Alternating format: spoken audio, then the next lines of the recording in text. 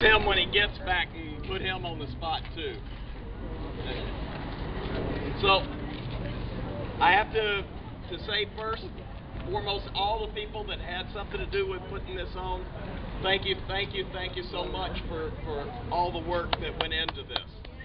Yeah.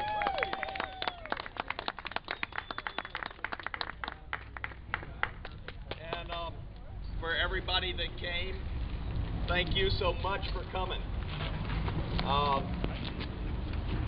I really liked being in the state legislature, and I've had a lot of people say, "Why would you leave that? You were doing good in the legislature." And I really enjoyed doing it, and I did feel like I was doing some good. But I really believe that we need somebody in Washington D.C. to look out for our interests, and Don Young's not doing it. He's become completely ineffective.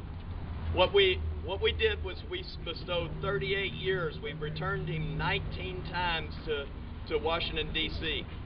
And he should be one of the most powerful men in D.C. He should be in the leadership of the Congress.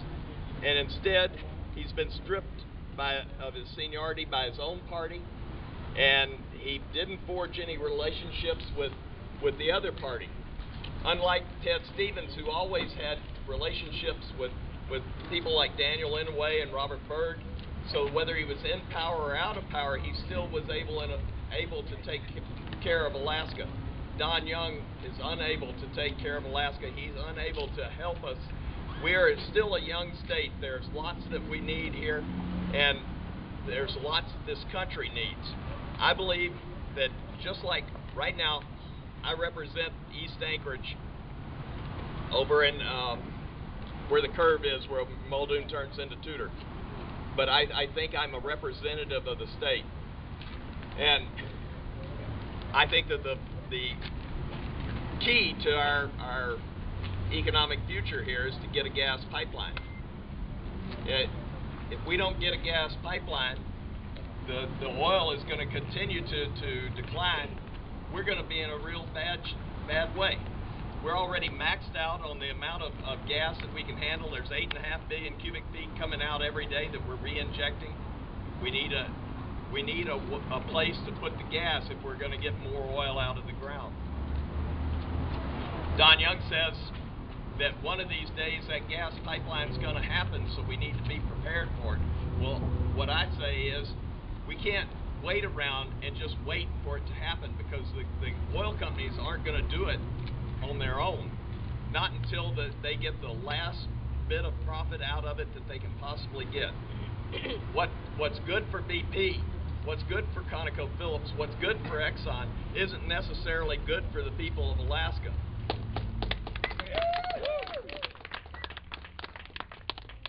I'm going to be there to represent Alaska and Alaskans. Not BP, not ConocoPhillips, not Exxon, not the Chewis family in Louisiana. They sent $48,000 up to Don Young this year. 22 cousins have maxed out, sent $2,400 a piece. I don't know what the quid pro quo is, but I guarantee you that they expect a quid pro quo. That's not the kind of representation that I've been known for. That's not the way that I'll do in the future. I'm really proud of the fact that I've gotten over 1,000 donations from people like you all across Alaska. People that anywhere from I think the smallest donation that I've got was $3, and most of them are under $100. But 90-some% of what I've gotten is from right here, from individuals. Those are the people, you are the people that I'm beholden to, and I thank you. And I will do the best job that I can. I will not let you down. That's my promise to you. Thank you.